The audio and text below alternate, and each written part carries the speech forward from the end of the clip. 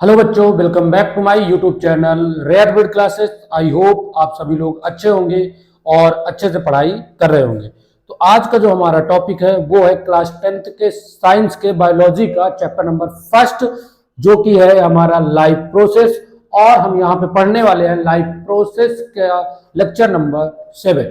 तो आज का जो हमारा ये लेक्चर है वो लेक्चर नंबर 7 है। और इस क्लास में आज हम लोग जो पर्टिकुलर टॉपिक पढ़ने वाले हैं वो है ट्रांसपोर्ट। तो आज हम लोग पढ़ेंगे ह्यूमन ट्रांसपोर्ट सिस्टम।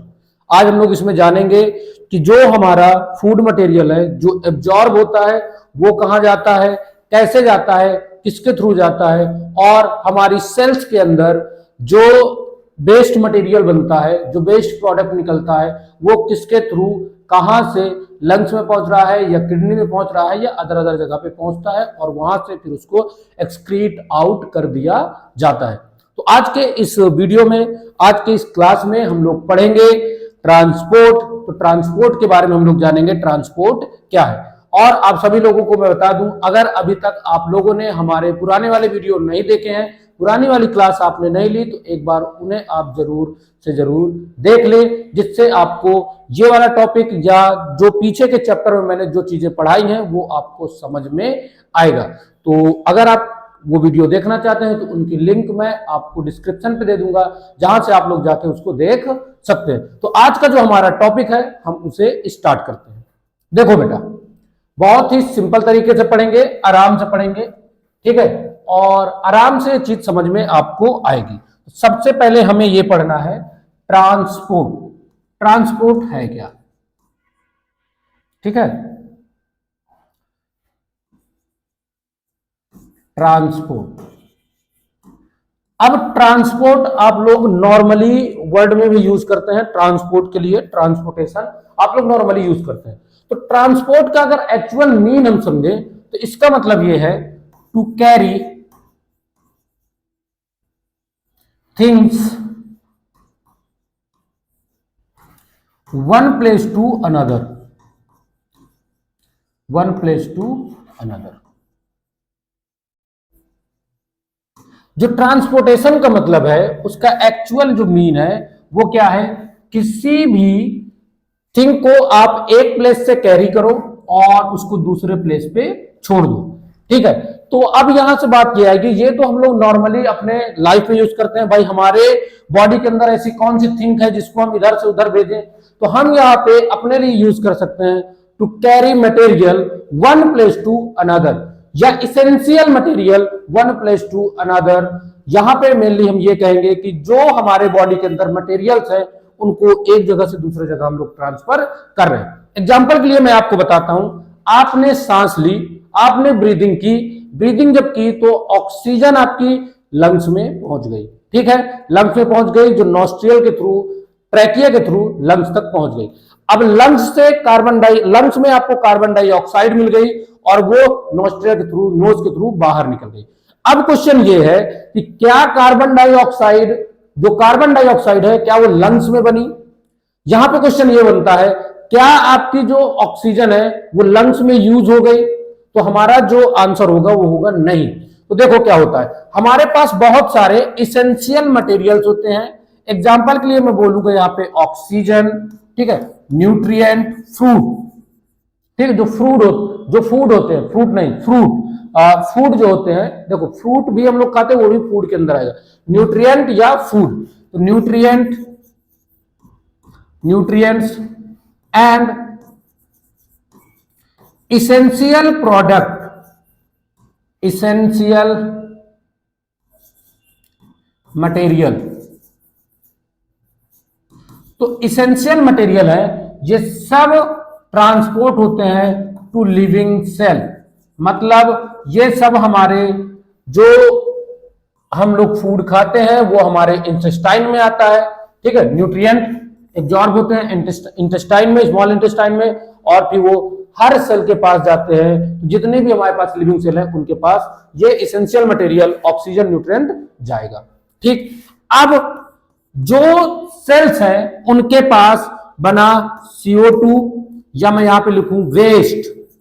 तो ये जो CO2 और वेस्ट बना, इस सब को रिमूव किया जाएगा, रिमूव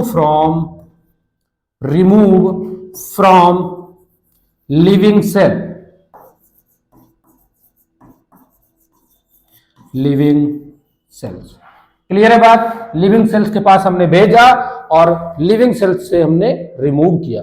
तो अब ये जो रिमूव, ये चीज जो हम भेज रहे हैं लिविंग सेल के पास, और लिविंग सेल के पास से कार्बन डाइऑक्साइड और वेस्ट प्रोडक्ट को रिमूव कर रहे हैं, इन सब के लिए ये किसके थ्रू हम ये काम कर रहे हैं? मेन चीज ये है कि ये दोनों काम जो हम कर रहे हैं ये किसके थ्रू कर रहे हैं, किसकी वजह से हो रहा है, कौन कर रहा है, इस चीज को हम जानेंगे। तो ये सब चीजें जो होती है ह्यूमंस में, अगर हम बात करें तो ह्यूमंस में एक प्रॉपर ट्रांसपोर्ट के लिए एक ट्रांसपोर्ट सिस्टम होता है। क्या होता है? ट्रांसपोर्ट सिस्टम, जिसको हम नॉर्मली कहते हैं ह्यूमन ट्रांसपोर्ट सिस्टम। क्या बोलते हैं? Human transport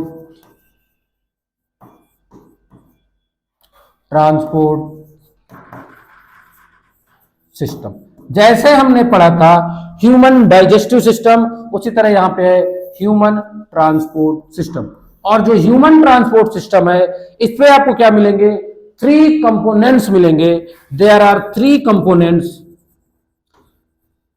there are 3 component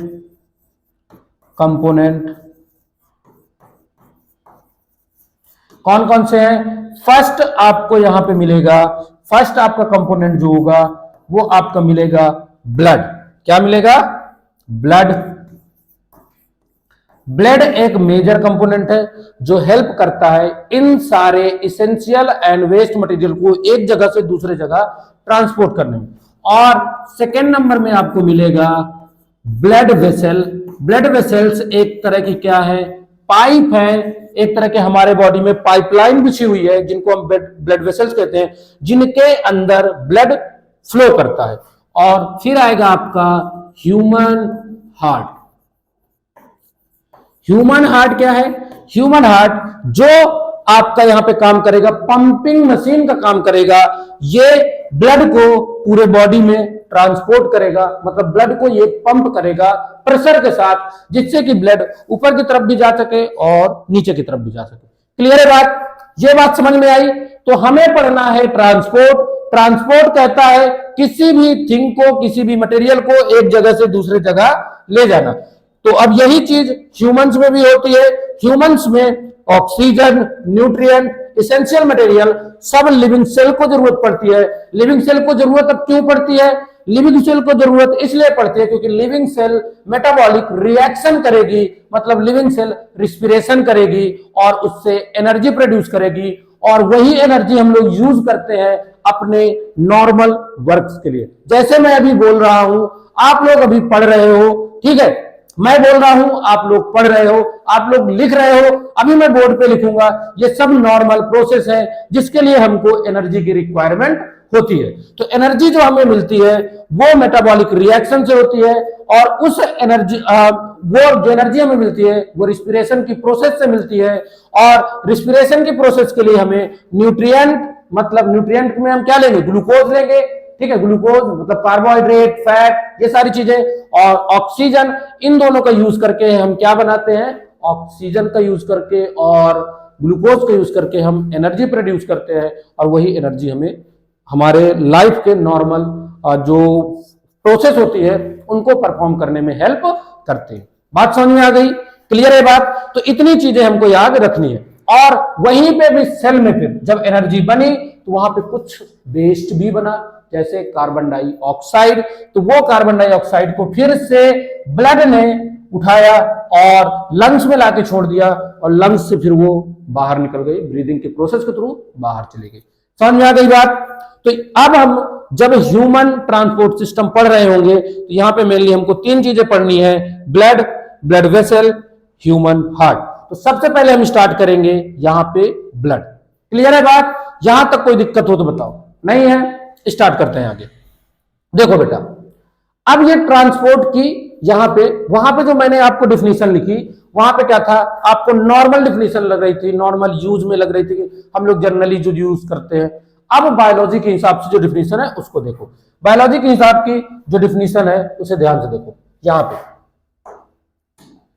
in biology transport is a life process in which a substance absorbed in one part of the body of an organism is carried to other part of its body।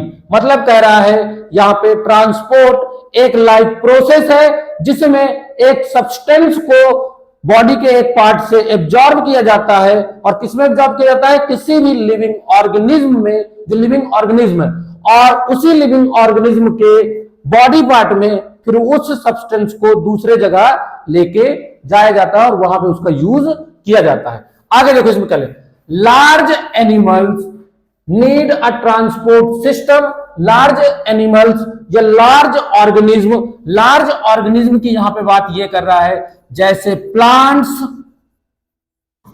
And animals. जो large organism जैसे plant और animals need a transport system in their body, तो इनको जरूरत पड़ती है एक transport system की, जिससे कि ये सप्लाई कर सके ऑल दियर सेल्स, ये सप्लाई कर सके अपने बॉडी की सारी सेल्स के पास food, oxygen, water and other materials. समझ में आ गई बात? तो आपको यह बात याद रखनी है। मतलब क्या कह रहा है यहां पे कह रहा है जो ट्रांसपोर्ट है ये हमारी एक लाइफ प्रोसेस है, और इसमें क्या होता है, किसी सब्सटेंस को बॉडी के एक पार्ट से एब्जॉर्ब करके बॉडी के दूसरे पार्ट में सेंड किया जाता है। ठीक है। और उसके नीचे बोल रहा है जितने भी हमारे लार्ज ऑर्गेनिज्म होते हैं, मतलब कॉम्प्लेक्स ऑर्गेनिज्म जो होते हैं, जैसे प्लांट्स या एनिमल्स आपके हो गए, इनमें क्या होता है, इनमें एक ट्रांसपोर्टेशन की प्रोसेस के लिए, ट्रांसपोर्ट के लिए एक ट्रांसपोर्ट सिस्टम की रिक्वायरमेंट होती है। और वो ट्रांसपोर्ट सिस्टम की रिक्वायरमेंट इसलिए होती है क्योंकि उन्हें अपनी एवरी सेल को food, oxygen, water and other essential material send करना होता है। क्लियर है बात? यहां तक कोई कंफ्यूजन नहीं होनी चाहिए। ठीक है। अब जब मैंने यहां पे बात की ट्रांसपोर्ट सिस्टम, तो यही चीज मैंने आपको यहां पे बताई कि ह्यूमंस की अगर बात करें तो ह्यूमन में आपको ह्यूमन ट्रांसपोर्ट सिस्टम मिलेगा, जिसमें आपको ब्लड वेसल्स और ह्यूमन हार्ट मिलेगा। ठीक है। अब आगे देखो, हम पढ़ेंगे ब्लड के बारे में। ठीक है। ब्लड, यहां पे हम हेडिंग डालेंगे ब्लड। तो अब देखो, जो ब्लड है, ब्लड है क्या? देखो ध्यान से, ब्लड क्या है? Blood is a special connective tissue, special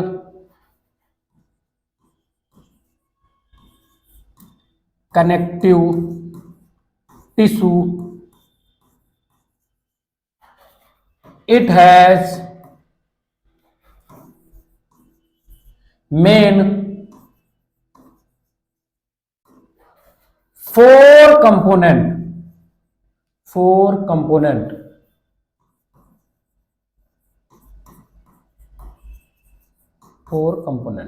ठीक है। ब्लड एक स्पेशल टाइप का कनेक्टिव टिश्यू है जिसके अंदर आपको 4 मेजर कंपोनेंट मिलेंगे, 4 मेन कंपोनेंट मिलेंगे। ये जो मेन 4 कंपोनेंट है वो कुछ ऐसे हैं आपके। प्लाज्मा मिलेगा आपको। ठीक है। फिर क्या मिलेगा आपको? प्लाज्मा, इसमें आपको मिलेंगी आरबीसी जिसका नाम है रेड ब्लड सेल्स, इसमें आपको मिलेगी डब्ल्यूबीसी व्हाइट ब्लड सेल्स, और इसमें आपको मिलेगी प्लेटलेट्स। ठीक है। ये मेन कंपोनेंट है किसके?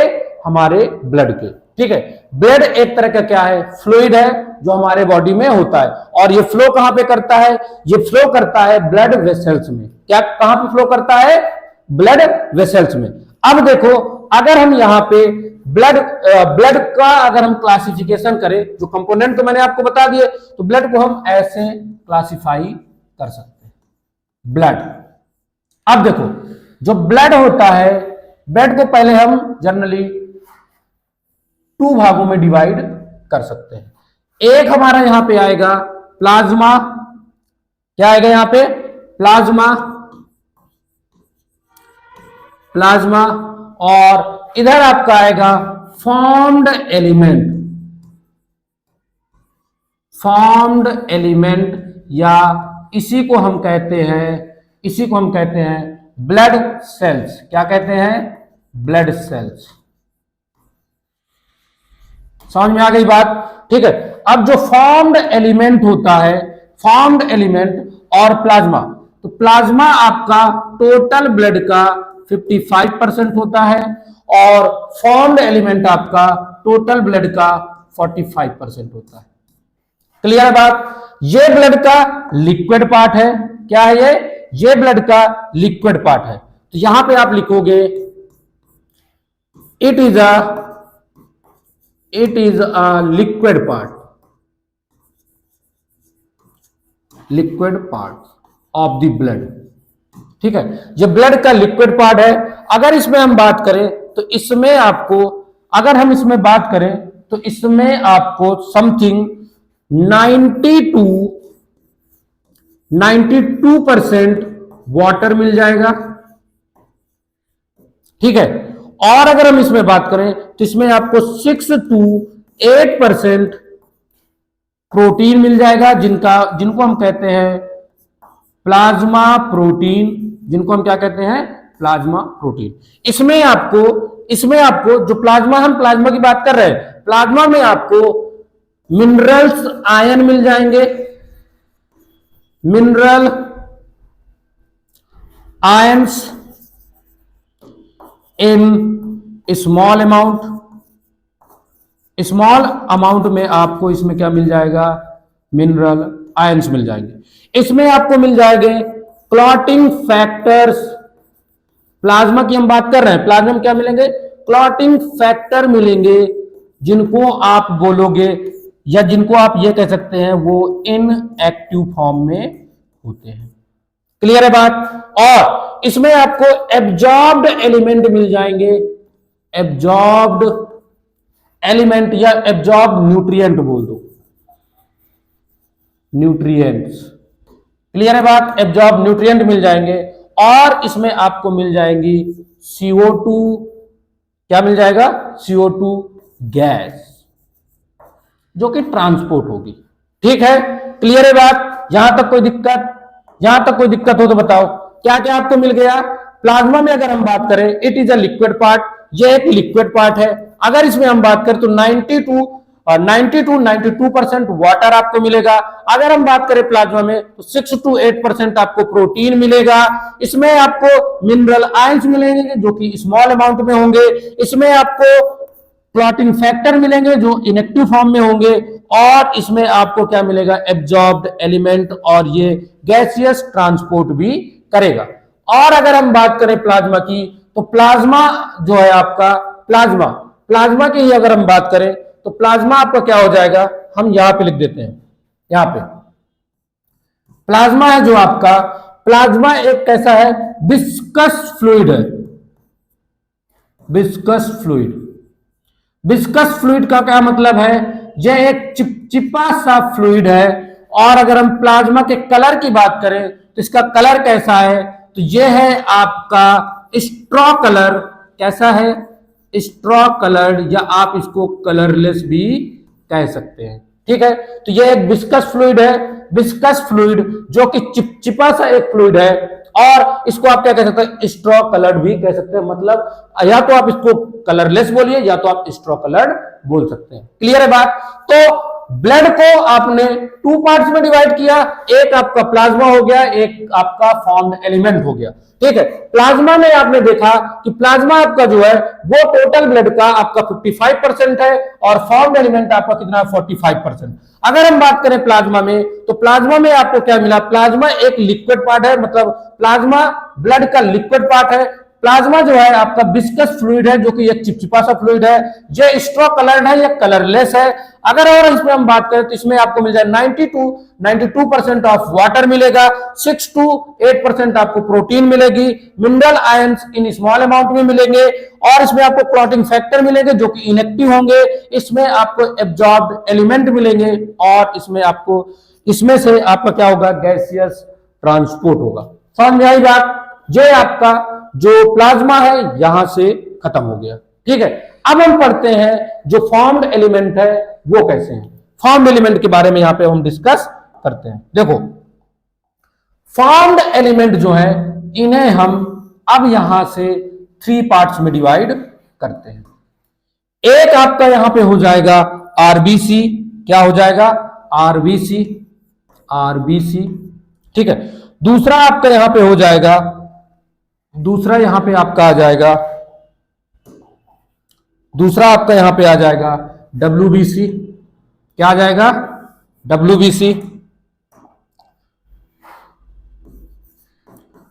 डब्ल्यूबीसी। और तीसरा आपका आ जाएगा प्लेटलेट्स। समझ में आ गई बात? जो फॉर्म्ड एलिमेंट है उसको आपने 3 पार्ट्स में डिवाइड करा। एक आपका आरबीसी आ गया, एक आपका डब्ल्यूबीसी, और एक आपका प्लेटलेट्स। अब हम यहां पे बात करेंगे आरबीसी की। देखो, आरबीसी जो है, RBC is also known as erythrocyte. इसका दूसरा जो नाम है वो क्या है? इरिथ्रोसाइट। क्लियर है बात? आरबीसी क्या है? इरिथ्रोसाइट है। और आरबीसी की अगर हम फुल फॉर्म की बात करें तो ये आपकी क्या है? Red blood cells. क्लियर है बात? आगे अगर हम बात करें, इसमें आप एक वर्ड और लिख सकते हैं, ये मोस्ट एबेंडेंट है। जो रेड ब्लड सेल्स है ये मोस्ट एबेंडेंट है, मतलब ब्लड सेल्स में सबसे ज्यादा आपको रेड ब्लड सेल्स मिलेंगे। ठीक, उसके बाद आपका आता है डब्ल्यूबीसी। डब्ल्यूबीसी का दूसरा नाम है आपका ल्यूकोसाइट, या आप इसको कह सकते हैं व्हाइट ब्लड सेल्स। क्लियर है बात? White blood sales. और जो व्हाइट ब्लड सेल्स हैं ये आपकी न्यूक्लिएटेड सेल है। कैसी है? न्यूक्लिएटेड सेल है, और लार्जेस्ट सेल है। कैसी सेल है? लार्जेस्ट सेल है। Largest cells. लार्जेस्ट सेल्स का मतलब यह है, हम सिर्फ यहां पे ब्लड के अंदर के सेल्स की बात कर रहे हैं, बॉडी की लार्जेस्ट सेल नहीं है। हमारे बॉडी की लार्जेस्ट सेल क्या होती है आप लोग कमेंट करके जरूर बताएंगे। ठीक है, जिसे जिसे भी पता है वो ये बताएगा हमारे बॉडी की लार्जेस्ट सेल कौन सी होती है, और लिविंग सेल में सबसे बड़ी, सबसे लार्जेस्ट सेल कौन सी होती है। इन दोनों क्वेश्चन का आंसर आप लोग कमेंट करके जरूर बताएंगे। ठीक है, यहां पे हम देखते हैं ल्यूकोसाइट। जो आरबीसी है उसका दूसरा नाम है ल्यूकोसाइट। आरबीसी का फुल फॉर्म है व्हाइट ब्लड सेल्स, और ये हमारे बॉडी में जो ब्लड सेल्स होती हैं उनमें ये लार्जेस्ट सेल होती हैं। ठीक है ये बात। अब आते हैं हम लोग प्लेटलेट्स में। जो प्लेटलेट्स है, प्लेटलेट्स का दूसरा नाम है थ्रोम्बोसाइट। ठीक है, और ये एक्चुअल में क्या होती है? कुछ स्पेशल टाइप के सेल की ये फ्रेगमेंट होती हैं। ये क्या है? ये सेल फ्रेगमेंट है। सेल फ्रेगमेंट एक स्पेशल टाइप की सेल होती है जिसका फॉर्मेशन बोन मैरो में होता है, और ये उसी सेल के फ्रेगमेंट होते हैं जो प्लेटलेट्स हैं। क्लियर है बात? यहां तक किसी को कोई दिक्कत हो तो बताओ। हमने ब्लड को पढ़ा, ब्लड को हमने 2 पार्ट्स में डिवाइड करा। एक आपका प्लाज्मा हो गया, दूसरा आपका फॉर्म्ड एलिमेंट हो गया। फॉर्म्ड एलिमेंट टोटल ब्लड का 45% होता है, और फॉर्म्ड एलिमेंट को हम 3 पार्ट्स में डिवाइड करते हैं। 3 पार्ट्स में जब हमने डिवाइड किया तो सबसे पहले हमारा है इसमें आरबीसी, जिसका दूसरा नाम है इरिथ्रोसाइट्स, और ये सबसे ज्यादा हमारे ब्लड में पाई जाने वाली सेल है। उसके बाद आता है हमारा डब्ल्यूबीसी। जो डब्ल्यूबीसी है, डब्ल्यूबीसी का दूसरा नाम है ल्यूकोसाइट, और ल्यूकोसाइट हमारे ब्लड सेल्स की सबसे लार्जेस्ट सेल है। उसके बाद हमारा आता है प्लेटलेट्स। जो प्लेटलेट्स है इसका दूसरा नाम है थ्रोम्बोसाइट, और जो प्लेटलेट्स होती हैं वो एक स्पेशल टाइप के सेल के फ्रेगमेंट होते हैं। क्लियर है बात? यहां तक कोई दिक्कत हो तो बताओ। ठीक, अब हम पर्टिकुलर थोड़ा थोड़ा आरबीसी, डब्ल्यूबीसी और प्लेटलेट्स के बारे में पढ़ेंगे और हमारा ब्लड वाला पोर्शन खत्म हो जाएगा। जैसे हमने यहाँ पे पढ़ा प्लाज्मा के बारे में, इसी तरह हम लोग आरबीसी, डब्ल्यूबीसी और प्लेटलेट्स के बारे में पढ़ेंगे। तो अब नेक्स्ट हेडिंग हम यहाँ पे जो डालेंगे वो है हमारी, नेक्स्ट हेडिंग है जो हमारी वो क्या है, प्लेटलेट्स। आरबीसी डालते हैं। सबसे पहले हम पढ़ते हैं आरबीसी। देखो आरबीसी, ठीक है, इसको आप लिखोगे रेड ब्लड सेल्स, ठीक है, और इसको आप लिख सकते हो इरिथ्रोसाइट। अभी मैंने आपको बताया इरिथ्रोसाइट,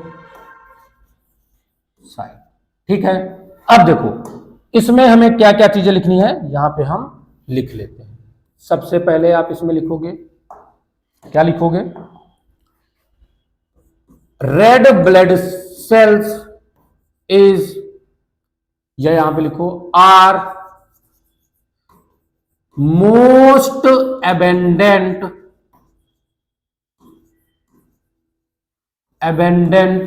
ब्लड सेल्स, ठीक है। उसके बाद आपका आएगा, आप सेकेंड पॉइंट इसमें लिखोगे इन हेल्दी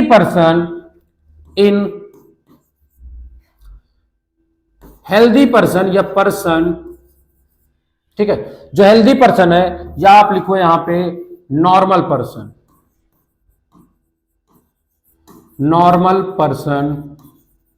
जो नॉर्मल पर्सन है उस पे आपको ये जो रेड ब्लड सेल्स है ये आपको मिलेंगी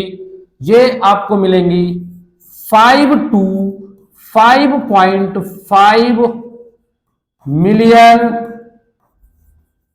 मिलियंस पर क्यूबिक मिलीमीटर। आप इसको पढ़ोगे पर क्यूबिक मिलीमीटर। समझ में आ गई बात? उसके बाद आपका आएगा यहां पे, उसके बाद आप इसमें लिखोगे,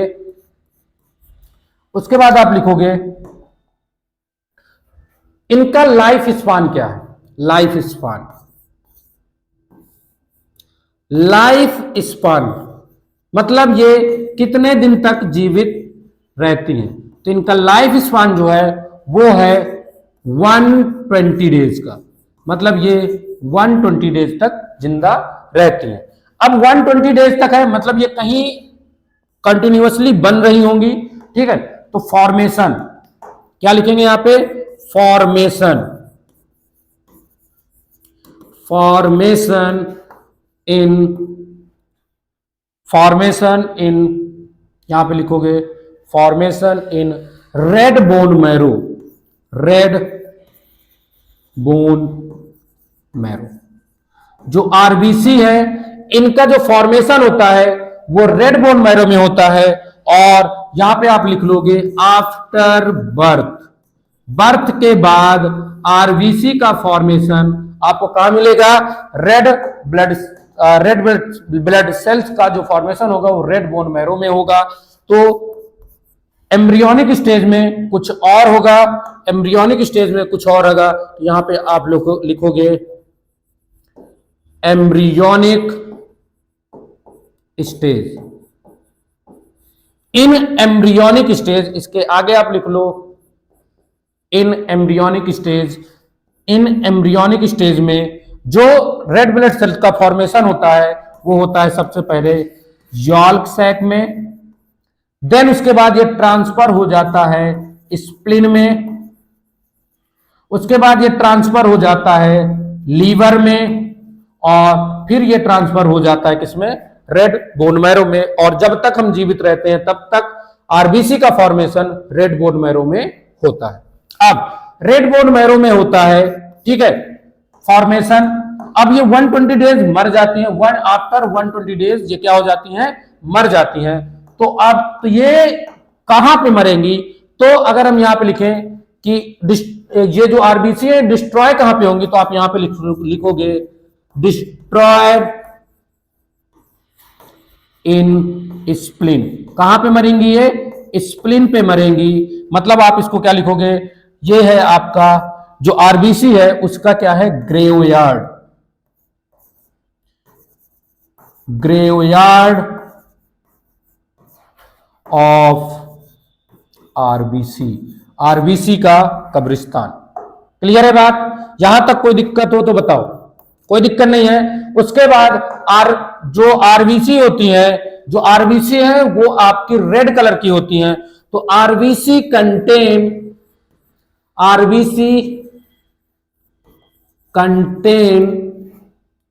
red colour pigment, red coloured pigment, जिसका नाम है हीमोग्लोबिन। क्या नाम है, haemoglobin.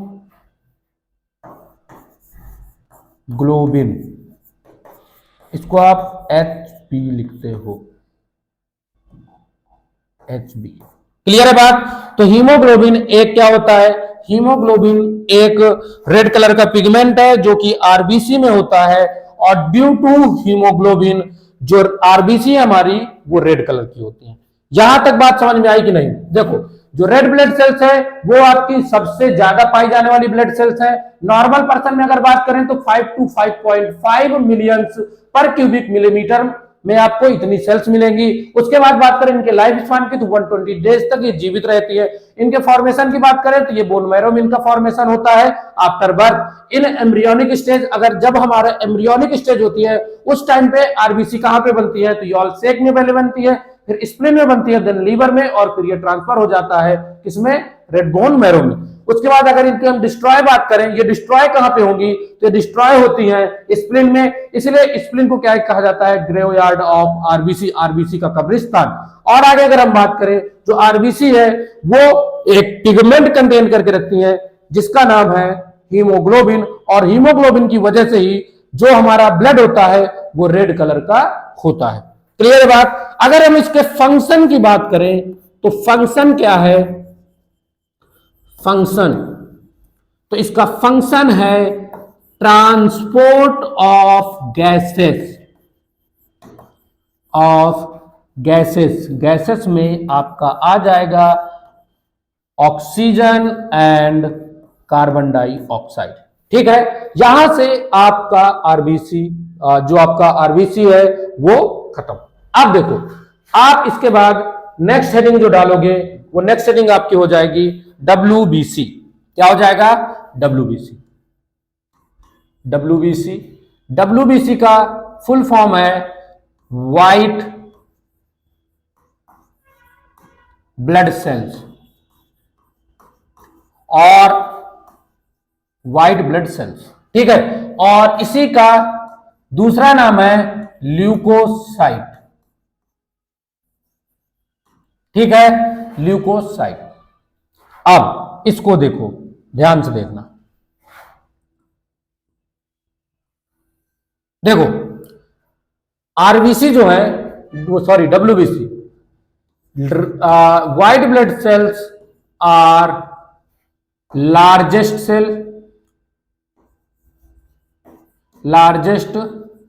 Sales of the blood cells. Blood cell की ये लार्जेस्ट सेल है, ठीक है। और आगे हम बात करें इन नॉर्मल पर्सन,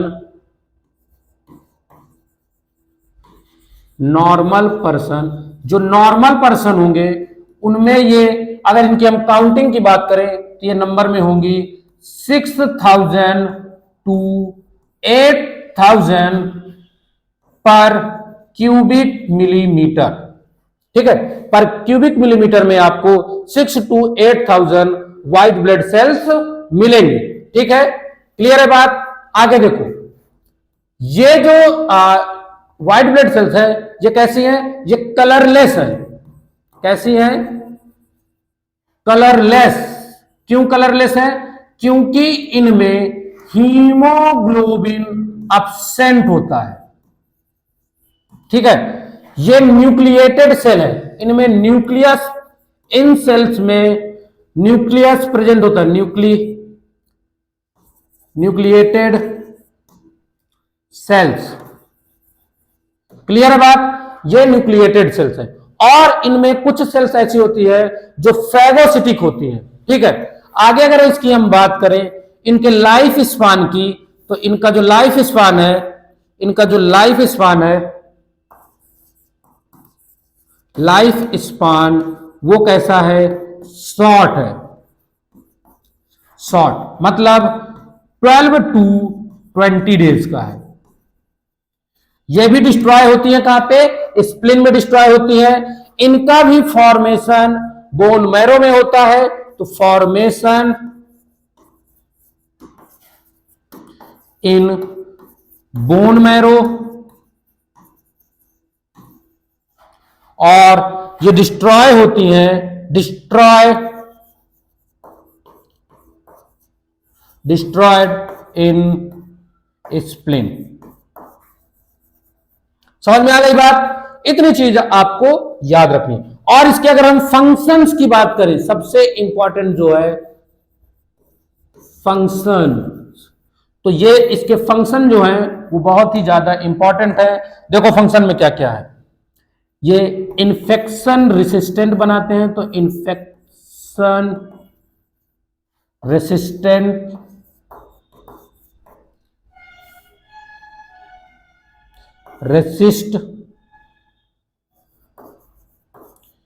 इन्फेक्शन रेसिस्ट, और ये क्या देंगे? इम्यून रिस्पॉन्स देंगी। ठीक है, ये पैथोजन से ये प्रोटेक्शन में हेल्प करेंगी। ठीक है, हेल्प इन प्रोटेक्शन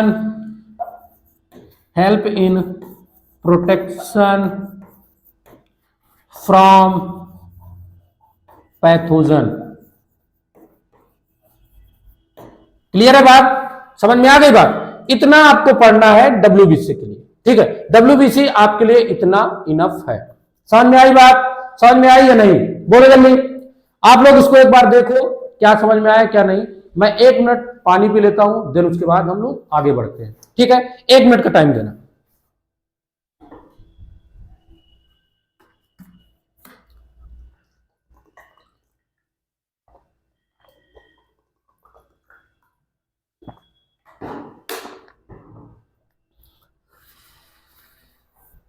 क्लियर है यहां तक? कोई दिक्कत? कोई भी दिक्कत हो आप लोग कमेंट करके मुझसे पूछ सकते हैं। ठीक है, और मैं जल्द से जल्द आपकी प्रॉब्लम को सॉल्व करने की कोशिश करूंगा। ठीक, तो यहां तक मुझे लगता है आप सभी लोगों को अच्छे से समझ में आया होगा। यहां तक आपको कोई भी दिक्कत नहीं होगी। अब हम इसके आगे चलते हैं, आगे देखते हैं। जो नेक्स्ट टॉपिक है हमारा वो है नेक्स्ट टॉपिक। अच्छा, इसमें एक चीज और है, जो डब्ल्यूबीसी है इनको भी हम कई पार्ट्स में डिवाइड करते हैं। 10th के कोर्स में इतना डिटेल पे नहीं है, लेकिन अगर आप लोग पढ़ना चाहो तो मैं आप लोगों को यहाँ पे बता देता हूं। अगर आपको जरूरत महसूस हो तो आप उसको अपने फेयर में करेंगे, और जरूरत नहीं है तो आप उसको मत करिएगा।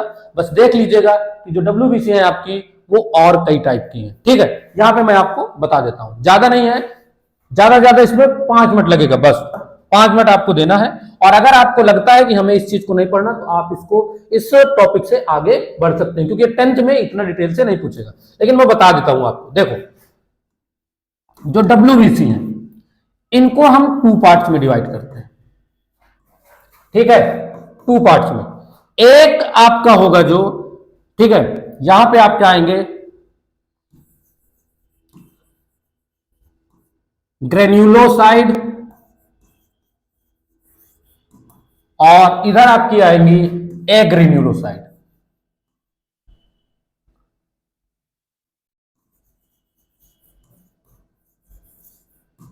क्लियर है बात? ग्रेन्यूलोसाइड और एग्रेन्यूलोसाइड। देखो, जो ग्रेन्यूलोसाइड है ये आपकी 3 पार्ट्स में और डिवाइड होती है। 3 पार्ट्स में। सबसे पहला आपका यहां पे आएगा न्यूट्रोफिल। ठीक है, न्यूट्रोफिल, ये एल है आपका, ठीक है। न्यूट्रोफिल, यहां पे आपका आ जाएगा एसिडोफिल, ठीक, और यहां पे आपकी आ जाएंगी वैसोफिल, वैसोफिल, ठीक। जो एसिडोफिल है, ये जो डब्ल्यूबीसी है, डब्ल्यूबीसी का 60 टू 65% होंगी, और ये फैगोसिटिक सेल्स हैं। फैगोसिटिक्स मतलब फैगोसिटिक सेल्स जो होती हैं वो क्या करती हैं, किसी भी सेल को खा जाती हैं, ठीक है। जैसे बॉडी के अंदर पैथोजन आया तो ये हमारी जो न्यूट्रोफिल सेल है वो उसको खा जाएंगी, ठीक। एसिडोफिल, जो एसिडोफिल सेल है ये आपको मिलेंगी 2 टू 3%, किसमें, डब्ल्यूबीसी के अंदर की हम बात कर रहे हैं। और वैसोफिल्स जो आपको मिलेंगी वो मिलेंगी 0.5 टू 1%, ठीक है। ये फैगोसिटिक सेल है, तो हेल्प करेंगी हमारे किसमें, प्रोटेक्शन में। ये जो हमारी सेल्स है ये रेसिस्टेंट करेंगी, रेसिस्ट इन्फेक्शन, इन्फेक्शन में रेसिस्ट करेंगी, ठीक है। और ये क्या करेंगी, ये इन्फ्लामेटरी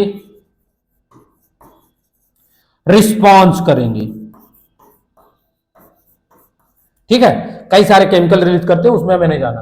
और जो ग्रेन्युलोसाइड है, ये आपकी 2 टाइप की होंगी, 2 टाइप की। एक आपको यहां पे मिलेंगी मोनोसाइट, जो कि आपकी 6 टू 8% होंगी। और ये आपकी होगी जो ये मोनोसाइट हो गई, और ये आपकी हो गई यहां पे लिम्फोसाइट, लिम्फोसाइट ये आपकी होंगी 20 टू 25%, और ये रिस्पॉन्स करती हैं किसमें, इम्यून रिस्पॉन्स में, ठीक है। इनके थ्रू क्या होता है, इम्यून रिस्पॉन्स। और ये भी हमारी कैसी है,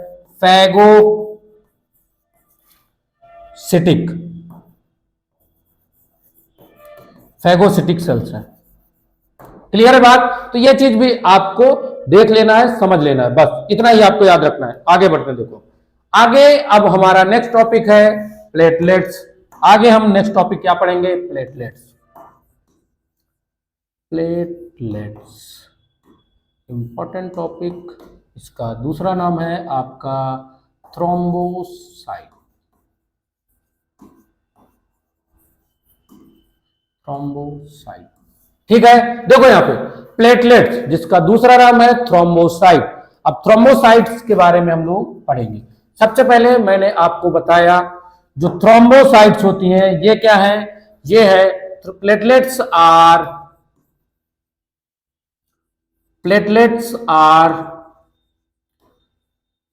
cell fragment of special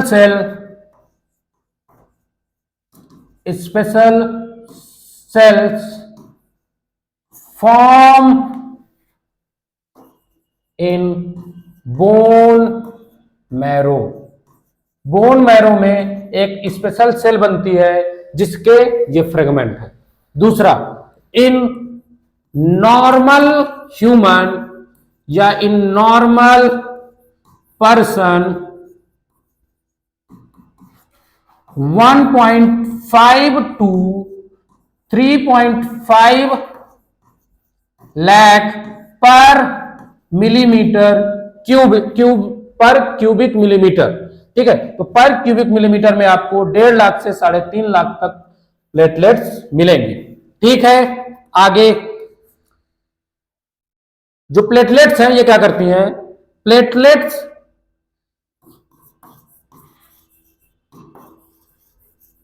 release certain chemical,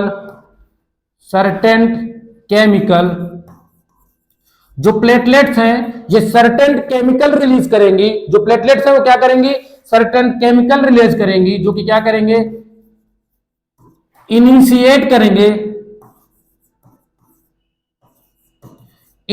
करेंगे ब्लड क्लॉटिंग, ब्लड क्लॉटिंग जो इनिशिएट क्या करेंगे, ब्लड क्लॉटिंग को इनिशिएट करेंगे। If number of platelets decrease, अगर आप सोचो, अगर आपके बॉडी में नंबर ऑफ प्लेटलेट्स डिक्रीज हो जाए तो इसकी वजह से क्या होगा, आपके बॉडी में हो जाएगा क्लॉटिंग डिसऑर्डर। क्या हो जाएगा, क्लॉटिंग डिसऑर्डर। और क्लॉटिंग डिसऑर्डर का मतलब है, क्लॉटिंग डिसऑर्डर, और क्लॉटिंग डिसऑर्डर से क्या हो जाएगा, एक्सेसिव लॉस ऑफ ब्लड होगा। अगर क्लॉटिंग डिसऑर्डर हो जाएगा तो क्लॉटिंग नहीं होगी, क्लॉटिंग नहीं होगी तो आपके बॉडी से बहुत ज्यादा ब्लड लॉस हो जाएगा, तो excessive blood loss, excessive blood loss. Clear है, एक्सेसिव ब्लड लॉस, क्लियर है। इतनी चीजें आपको प्लेटलेट्स में पढ़नी है और याद रखनी है। हाँ, इसका आप लाइफ स्पान देख लीजिए, लाइफ स्पान, लाइफ स्पान इसका है 2 to 3 डेज। अब आपके लिए एक क्वेश्चन है, बहुत ही इंपॉर्टेंट क्वेश्चन, आप लोग उसका आंसर करोगे। जब हमारे बॉडी में प्लेटलेट्स की संख्या कम हो जाएगी तो हमें कौन सी डिसीज होती है, इसका आप लोग कमेंट जरूर करेंगे, इसका आंसर आप लोग कमेंट जरूर करेंगे। और अगर यहां तक की क्लास आपको अच्छी लगी हो तो आप लोग जरूर कमेंट करेंगे कि ये क्लास आपको अच्छी लगी, आपके लिए हेल्पफुल थी। ठीक है, अब देखो इसके आगे चलते हैं हम लोग। इसके आगे है हमारा जो नेक्स्ट, हमने क्या पढ़ लिया, हमने यहां पे पढ़ लिया, देखो हमें जो पढ़ना था, हमें क्या पढ़ना था, हम यहां पे पढ़ रहे थे human transport system. Human transport system में हमने ब्लड पढ़ लिया, अब हम पढ़ेंगे ब्लड वेसल्स। तो हम ब्लड वेसल्स पढ़ेंगे, देन ह्यूमन हार्ट पढ़ेंगे। तो अब हम यहां पे स्टार्ट करेंगे blood vessels, blood vessels, blood vessels. जो ब्लड वेसल्स है ये हमारे बॉडी में एक ट्यूब के स्ट्रक्चर है, हमारे पूरे बॉडी में ट्यूब लाइक स्ट्रक्चर फैले हुए हैं। जैसे आपके घर में, पूरे घर में, किचन में, बाथरूम में, ठीक है, छत पे, हर जगह क्या होता है, पाइप बिछाए जाते हैं। किस चीज के लिए, वाटर को फ्लो करने के लिए, वाटर को जगह जगह पहुंचाने के लिए, इसके लिए किए जाते हैं। सेम इसी तरह ह्यूमन बॉडी में, हमारी बॉडी में ब्लड वेसल्स होती हैं जो कि एक तरह की पाइप है, बहुत ही फाइन पाइप है, पतली पाइप है, और हमारी पूरी बॉडी में फैली हुई। तो हमारे बॉडी में मेनली 3 टाइप्स के ट्यूब मिलेंगे, 3 टाइप के पाइप मिलेंगे। तो जो ब्लड वेसल्स होंगे वो कितने टाइप के होंगे, there are 3 types, there are 3 types, 3 types. देखो फर्स्ट टाइप जो आपको मिलेगा वो मिलेगी आर्टरी, सेकंड जो आपको मिलेगी वो मिलेगी आपको वेन, और थर्ड आपको मिलेगी कैपिलरी। बात समझ में आई? आपके बॉडी में 3 टाइप की ब्लड वेसल्स मिलेंगी, फर्स्ट होगी आर्टरी, दूसरी होगी वेन, तीसरी होगी कैपिलरी। समझ में आ गई बात? ये चीजें आपको याद रखनी। अब देखो हम सबसे पहले आर्टरी पढ़ेंगे, फिर वेन पढ़ेंगे, और फिर उसके बाद कैपिलरी पढ़ेंगे। देखो आर्टरी, देखो आप आर्टरी में क्या है, arteries are the thick walled, यहां पे आपको क्या लिखना है, walled, thick walled blood vessels. जो आर्टरी है उनकी, आर्टरी जो ब्लड वेसल्स है उसकी जो वॉल होती है काफी थिक होती है, which carry blood from the heart to all the part of the body. और ये करती क्या है, देखो जो आर्टरी है, आर्टरी की जो वॉल है वो काफी ज्यादा थिक है, काफी ज्यादा मोटी है, और इसका जो मेन काम है ये क्या करती है, हार्ट से ब्लड को कैरी करती है, और बॉडी के जितने भी पार्ट है उन सारे जगहों पर ब्लड को ट्रांसपोर्ट कर देती है, ब्लड को भेज देती है। क्लियर है बात? आगे देखो, all artery carry oxygenated blood from the heart to all part of the body. जितनी भी आर्टरी है सब में ऑक्सीजनेटेड ब्लड होगा, सब में क्या होगा, ऑक्सीजनेटेड ब्लड होगा और वो हार्ट से बॉडी के सारे पार्ट की तरफ ब्लड को ट्रांसपोर्ट करेंगे। बट एक्सेप्शन में एक्सेप्ट एक आपके पास पल्मोनरी आर्टरी होती है। कौन सी? पल्मोनरी आर्टरी, जो कि डीऑक्सीजनेटेड ब्लड को कैरी करती है, डीऑक्सीजनेटेड ब्लड को कैरी करती है राइट वेंट्रिकल से और कहां ले जाती है? लंग्स में। यहां पे आप राइट वेंट्रिकल की जगह पे हार्ट नाम जानो बस। हार्ट से मतलब जो एक पल्मोनरी आर्टरी है वो क्या करेगी? डीऑक्सीजनेटेड ब्लड हार्ट से लेके लंग्स में जाएगी। इतना आपको याद रखना। तो आर्टरी का जो हम लोग आर्टरी को हम नॉर्मली ऐसे ये नहीं कह सकते कि आर्टरी के अंदर सब में जितनी भी आर्टरी है सब में ऑक्सीजनेटेड ब्लड है, ये नहीं कह सकते। कुछ आर्टरी ऐसी है, एक आर्टरी ऐसी है जिसमें ऑक्सीजनेटेड ब्लड नहीं होता, डीऑक्सीजनेटेड ब्लड होता है। बट आप ये जरूर कह सकते हैं कि जितनी भी आर्टरी है वो ब्लड को हार्ट से दूर ले जाएंगी, मतलब अवे फ्रॉम हार्ट, ब्लड को हार्ट से दूर लेके जाएंगी। और कहां लेके जाएंगी? ये ले जाएंगी बॉडी के ऑल पार्ट्स, ऑल सेल्स के पास ले जाएंगी। क्लियर है बात? तो आर्टरी बात समझ में आई। आर्टरी जो है एक तरह की क्या है? ब्लड वेसल है, जिनकी वॉल क्या है? थिक है, और ये हार्ट से ब्लड को ले जाती है बॉडी के अदर पार्ट्स में। और ये क्या करती है?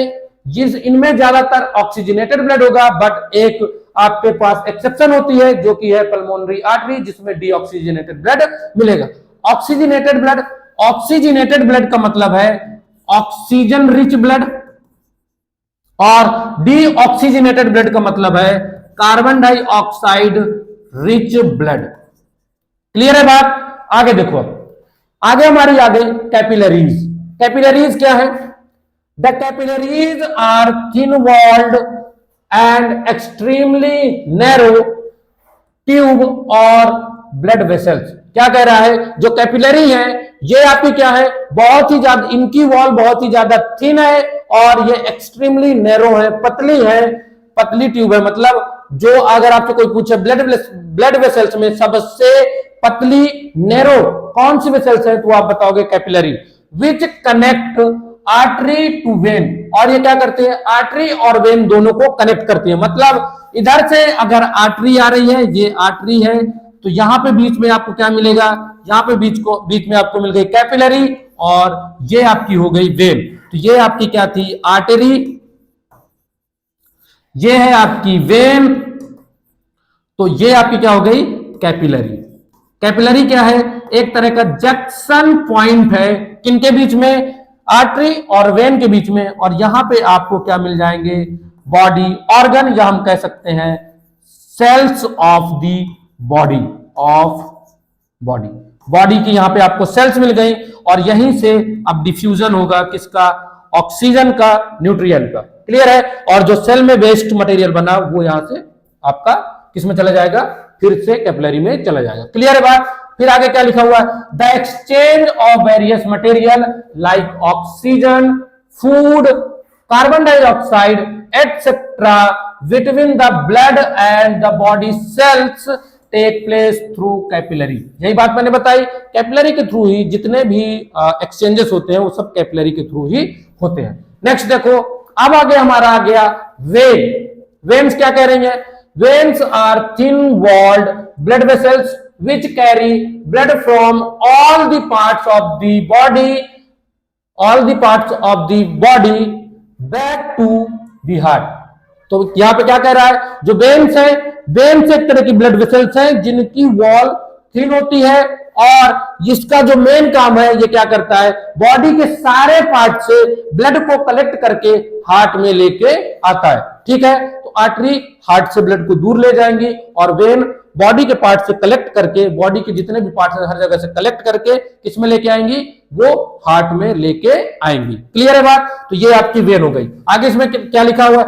All vein carry deoxygenated blood, जितनी भी वेन है वो सब डीऑक्सीजनेटेड ब्लड कैरी करेंगी from all the part of the body to heart, heart की तरफ। बट इसमें भी आपको एक एक्सेप्शन मिलेगी जो कि है पल्मोनरी वेन। जो पल्मोनरी वेन होती है आपकी, पल्मोनरी वेन, जो पल्मोनरी वेन है आपकी, ये क्या करती है? ये डीऑक्सीजनेटेड ब्लड, देखो यहां पे एक मिनट देखो, accept pulmonary vein carry oxygenated blood oxygenated blood from, यहां पे आप लिखोगे फ्रॉम हार्ट टू, नहीं ये सही लिखा हुआ है, लंग्स टू दी हार्ट, यहां पे सिर्फ आपको डीऑक्सीनेटेड करना है, ठीक है। तो यहां पे क्या याद रखना है आपको, देखो वेन है, जो वेन है एक तरह की ब्लड वेसल्स हैं, कैसे ब्लड वेसल्स हैं, जिनमें जिनकी वॉल थिन है और ये क्या करती है, बॉडी के सारे पार्ट से डीऑक्सीजनेटेड ब्लड को कैरी करती है और हार्ट में लेके जाती है। जितनी भी वेन है सब में डीऑक्सीजनेटेड ब्लड होगा, बट एक्सेप्शन में एक होगी आपकी पल्मोनरी वेन, जिसमें ऑक्सीजनेटेड ब्लड होगा और वो ऑक्सीजनेटेड ब्लड लंग्स से हार्ट में आएगा। क्लियर है बात, इतनी चीज आपको याद रखनी है। और यहां से आपका जो ब्लड वेसल्स थी वो खत्म हो गई। क्लियर है, ब्लड वेसल्स का टॉपिक खत्म। इस डायग्राम को आप लोग देखिए, इस डायग्राम में आप लोग देख रहे हो ये आपकी क्या है, आर्टरी है, आर्टरी में ऑक्सीजनेटेड ब्लड आ रहा है, कहां से आ रहा है, हार्ट से आ रहा है। किस पार्ट से आ रहा है, लेफ्ट पार्ट से आ रहा है, लेफ्ट वेंट्रिकल से। अभी बता रहा हूं क्या है वेंट्रिकल, नेक्स्ट टॉपिक यही है, लेफ्ट वेंट्रिकल से, लेफ्ट वेंट्रिकल से आ रहा है किसमें, आर्टरी के थ्रू। किस पे आया ये हमारी बीच वाली कैपिलरी है, कैपिलरी को थोड़ा बड़ा करके दिखाया गया, ठीक है। अब कैपिलरी से ये आपकी बॉडी सेल है, ये भी आपकी बॉडी सेल है। बॉडी सेल में क्या आया, फूड और ऑक्सीजन आया, इसमें हुई रिस्पिरेशन की प्रोसेस, रिस्पिरेशन की प्रोसेस में कार्बन डाइऑक्साइड बनी, तो वो कार्बन डाइऑक्साइड चली गई किसमें, फिर से कैपिलरी में। अब कैपिलरी में पहुंची, जब कैपिलरी में ये पहुंचा, ये कैपिलरी से किधर जाएगा, वेन के थ्रू जाएगा, वेन के थ्रू ये कहां पे चला जाएगा, राइट पार्ट में चला जाएगा, राइट एट्रियम में चला जाएगा, राइट एट्रिया,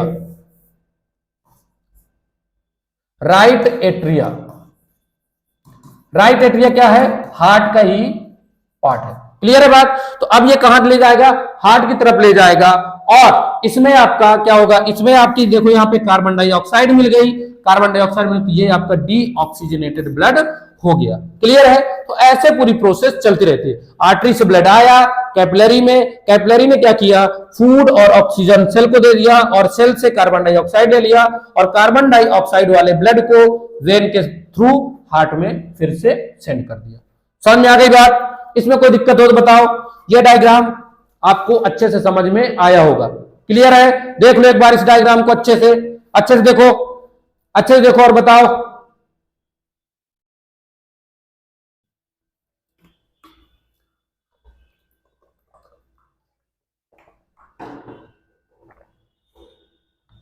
समझ में आ गई बात। अब आगे का जो आपका टॉपिक है, आगे का इसमें है आपका ह्यूमन हार्ट, और फिर है आपका ह्यूमन हार्ट के बाद है इसमें डबल सर्कुलेशन। ठीक है, इसको भी अभी खत्म करेंगे हम। अब पढ़ लेते हैं ये थोड़ा सा। वैसे मैंने आपको ब्लड के फंक्शन बता दिए हैं, आप लोग चाहो तो यहां से ऐसे करके भी लिख सकते हो। ठीक है, अब इसमें देखो क्या क्या है, पढ़ लेते हैं थोड़ा सा। Blood carry oxygen from the lungs to different part of the body. Blood क्या करता है, ऑक्सीजन को कैरी करता है लंग्स से, और जो ऑक्सीजन को कहां से कैरी करता है, लंग्स से कैरी करता है, और बॉडी के जितने भी पार्ट हैं उन सबको ट्रांसपोर्ट करता है। Blood carry carbon dioxide from all the body sales, body की जितनी भी सेल्स है वहां से ये कार्बन डाइऑक्साइड को कलेक्ट करेगा, और कलेक्ट करने के बाद कहां पे भेज देगा, लंग्स के पास भेज देगा, और लंग्स इसको बाहर भेज देगा in the process by the process of breathing. उसके बाद क्या है, ब्लड कैरी डाइजेस्ट फूड, जो डाइजेस्ट फूड है उसको कैरी करेगा स्मॉल इंटेस्टाइन से, और उसको बॉडी के जितने भी पार्ट हैं उन सब के पास ट्रांसपोर्ट कर देगा।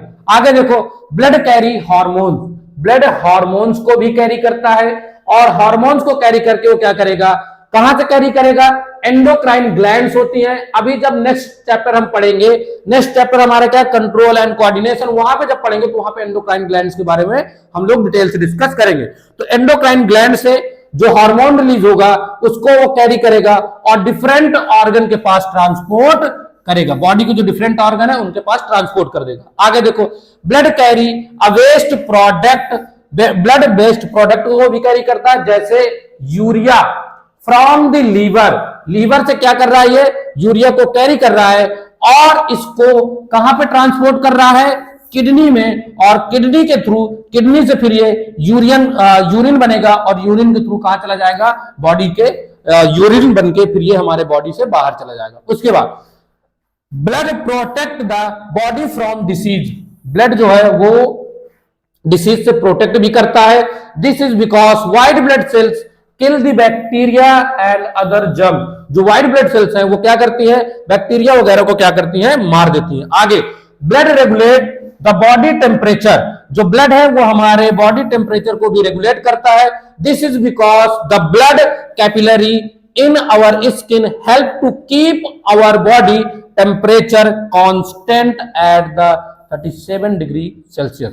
और ये क्यों होता है, क्योंकि जो हमारी बॉडी में कैपिलरी है हमारी स्किन में, वो टेम्परेचर को कांस्टेंट रखती है, कितना, 37 डिग्री सेल्सियस। ये आपका हो गया, ये आपका कौन सा टॉपिक हो गया, ये आपका मेन ब्लड का हो गया। क्लियर है? आगे देखो, अब ये है आपका ह्यूमन हार्ट।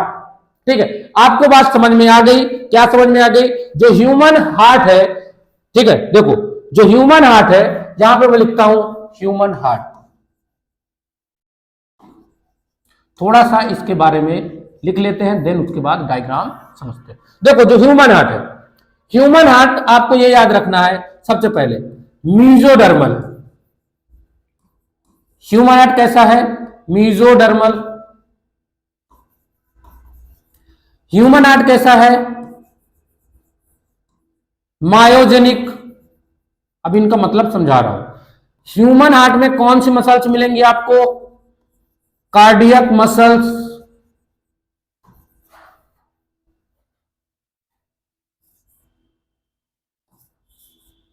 कार्डियक मसल्स, ठीक है, और क्या मिलेंगी, और जो ह्यूमन हार्ट है इसका अगर हम आगे बात करें, इसकी लोकेशन कहां पे है, लोकेशन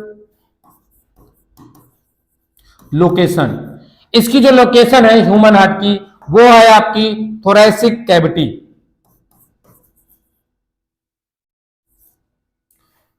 थोरैसिक कैविटी, या आप इसको लिख सकते हो चेस्ट कैविटी। ठीक है, और आगे अगर हम बात करें, इसके शेप की बात करें, कि ये क्लिंज्ड फिस्ट, मतलब एडल्ट ह्यूमन के मुट्ठी के जैसा होगा, एडल्ट ह्यूमन के मुट्ठी के जैसा। ये आपका वेंड होगा, slightly bend, slightly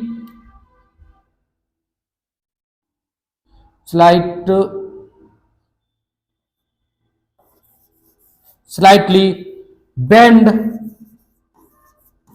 to left, left की तरफ थोड़ा सा ये वेंड होगा। और अगर इसमें बात करें, यहां पे आपको क्या मिलेंगे, टोटल 4 चैम्बर मिलेंगे, 4 चैम्बर कौन कौन से होंगे, इसमें आपको 2 वेंट्रिकल मिलेंगे और 2 एट्रिया मिलेंगे। ठीक है, 2 वेंट्रिकल और 2 एट्रिया। और ये जो हमारा हार्ट है, ये क्या होगा, surrounded by protective layer, protective double layer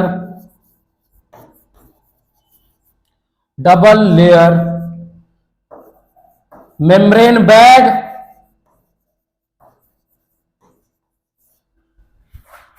bag, pericardium and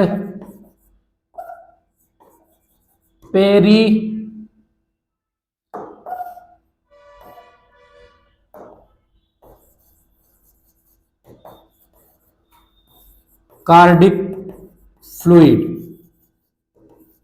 clear है बात? इतनी चीज आपको हार्ट के बारे में याद रखनी है। जो हार्ट है हमारा, उसमें आपको 2 वेंट्रिकल 2 एट्रिया मिलेंगे। ठीक है, वेंट्रिकल जो होंगे बड़े होंगे, एट्रिया आपके छोटे होंगे। ठीक है, ये स्लाइटली बेंड होगा किधर की तरफ, लेफ्ट की तरफ। अगर इसकी लोकेशन की बात करो तो थोरैसिक कैविटी में मिलेगा, बिटवीन लंग्स, लंग्स के बीच में। क्लियर है? ये आपका मायोजेनिक है, मतलब ये खुद से नर्व इंपल्स क्रिएट करेगा। नर्व इंपल्स,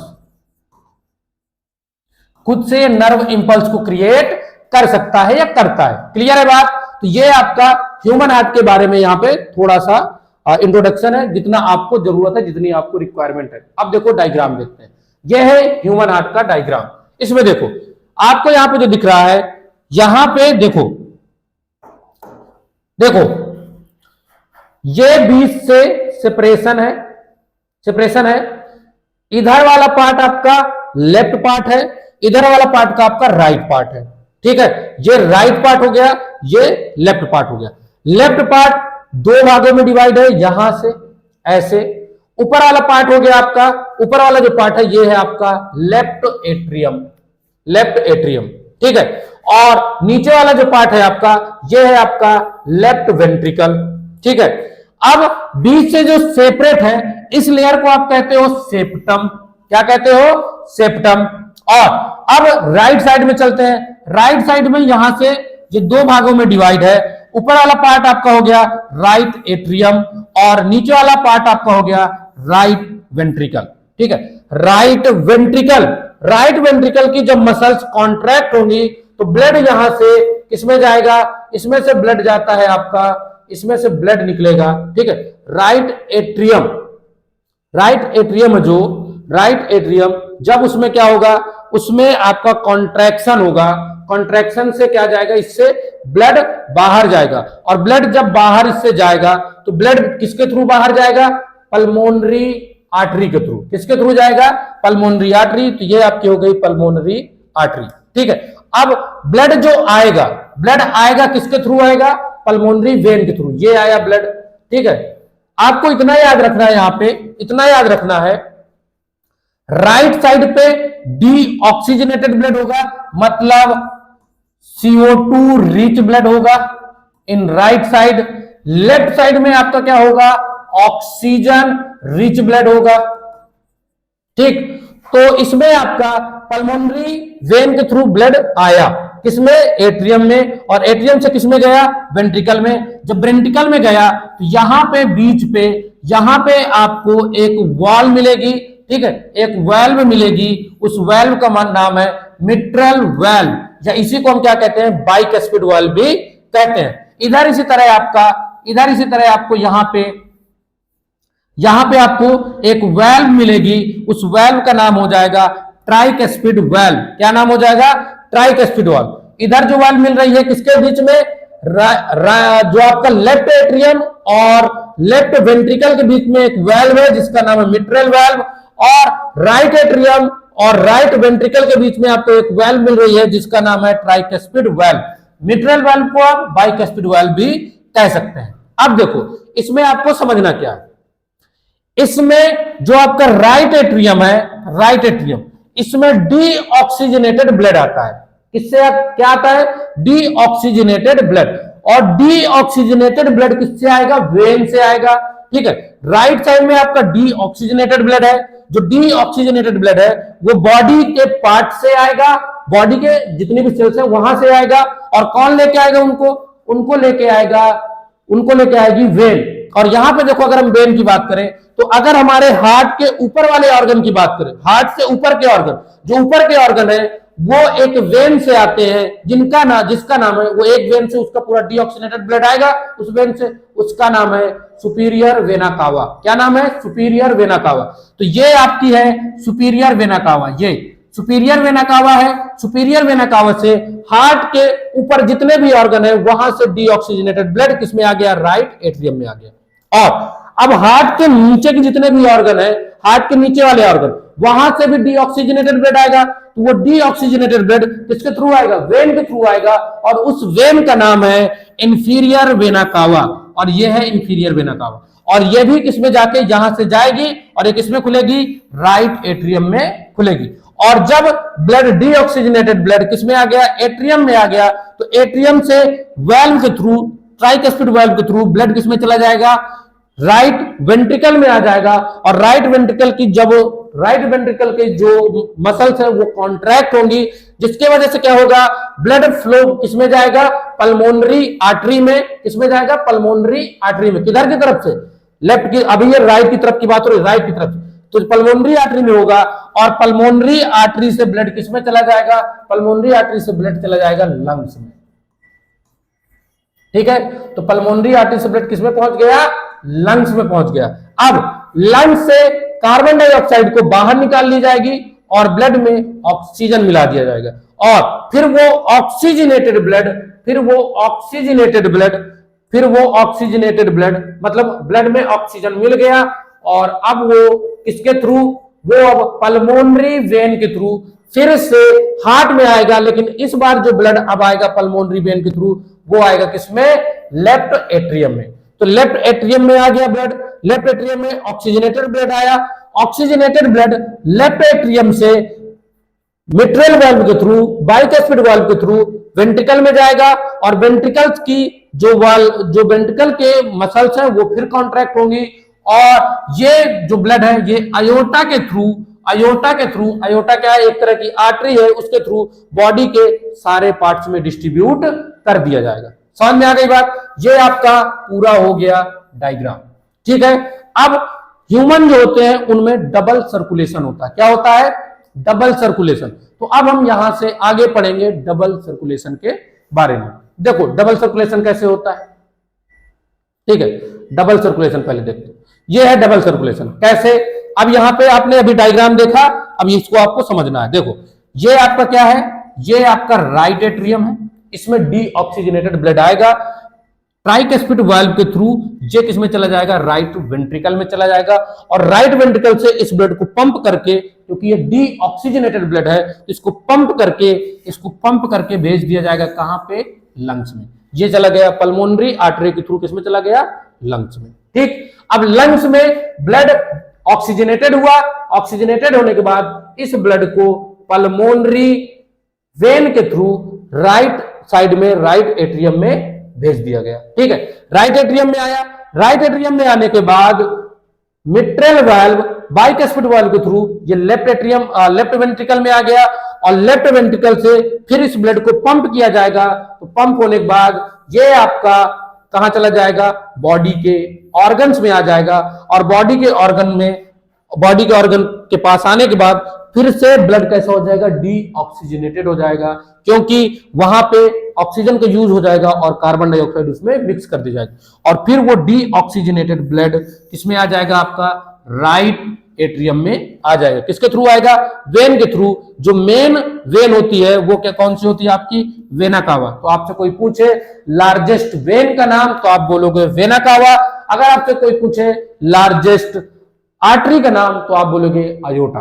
ठीक है, अयोटा लार्जेस्ट आर्टरी है, और लार्जेस्ट जो आपकी क्या है वेन, वो है आपकी वेना कावा। क्लियर है बात? तो ये आपका यहां से डबल सर्कुलेशन भी कंप्लीट। डबल सर्कुलेशन का मतलब ये है ब्लड हार्ट में 2 बार आ रहा है और हार्ट से 2 बार पंप हो रहा है। ठीक है, क्लियर है बात? और अब ये भी आपको टॉपिक थोड़ा सा समझ लेना चाहिए, सुन लेना चाहिए। देखो क्या लिखा है? Heart beat. हार्ट बीट क्या है? One complete contraction and relaxation of the heart is called heart beat. एक बार हार्ट कॉन्ट्रैक्ट हो और रिलैक्स हो, इस प्रोसेस को आप क्या बोलोगे? हार्ट बीट बोलोगे। और एवरेज हार्ट बीट जो होती है किसी भी हेल्दी पर्सन की, वो आपकी 72 पर मिनट, मतलब 70 से 72 टाइम 1 मिनट में हार्ट बीट, हमारा हार्ट जो है वो बीट करेगा। ठीक है, उसके बाद आता है ब्लड प्रेशर। ब्लड प्रेशर क्या है? The pressure at which blood is pumped around the body by the heart is called blood pressure। जो ब्लड प्रेशर है, एक्चुअल में जो ब्लड जिस प्रेशर के साथ पंप हो रहा है उसी को हम क्या बोलेंगे? ब्लड प्रेशर बोलेंगे। अगर हम बात करें मैक्सिमम ब्लड प्रेशर की, तो वो सिस्टोलिक प्रेशर होता है जो कि 120 mmHg होगा, और मिनिमम की अगर हम बात करें तो वो आपका डायस्टोलिक प्रेशर होगा जो कि आपका 80 mmHg होता है। ठीक है, और अगर हम आगे बात करें तो ब्लड प्रेशर, अगर यहां पे हम बात करें, अगर किसी का हाई ब्लड प्रेशर है तो उसको हाइपरटेंशन नाम की डिसीज होगी, और अगर हम ब्लड प्रेशर को मेजरमेंट करने की बात करें तो स्फेग्मोमैनोमीटर से इसको हम क्या करते हैं, नापते हैं। क्लियर है बात? यहां तक की चीज आपको समझ में आई होगी। क्लियर है? ठीक है। और अब आप लोग इससे आप पूरी नोट्स कंप्लीट कर लिए। वैसे मुझे लगता है आपने साथ में मेरे साथ में मिलकर नोट्स कंप्लीट करी होगी। अगर नहीं कंप्लीट करी तो आप ये पूरी नोट्स कंप्लीट कर सकते हैं, वीडियो को रोक रोक के बना सकते हैं, या तो अगर आपको नोट्स की रिक्वायरमेंट है तो मैं आप सभी लोगों को अपने टेलीग्राम चैनल का लिंक दे दूंगा। लिंक आपको डिस्क्रिप्शन में मिल जाएगी, और जब आप उस चैनल को ज्वाइन करेंगे तो वहां पे आपको सेम यही नोट्स आपको मिल जाएंगी। समझ में आ गई बात? तो अगर आप यहां से नोट्स बनाना चाहो तो यहां से बना सकते हो, और अगर टेलीग्राम से नोट्स को डाउनलोड करना चाहो तो वहां से भी आप लोग जाके डाउनलोड कर सकते हो। तो आशा करता हूं यहां तक का वीडियो आप सभी लोगों को पसंद आया होगा, अच्छा लगा होगा। और अगर आपको अगर ये क्लास आप सभी लोगों के लिए यूजफुल हो तो आप लोग कमेंट करके मुझे जरूर बताएंगे, जिससे कि मुझे भी अच्छा लगेगा और मैं फिर आपके लिए इसी तरह के अच्छे अच्छे टॉपिक जो है वो लेके आऊंगा और आपको और अच्छे से एक्सप्लेन करने की कोशिश करूंगा। तो अब मिलते हैं हम लोग नेक्स्ट क्लास में, तब तक के लिए धन्यवाद।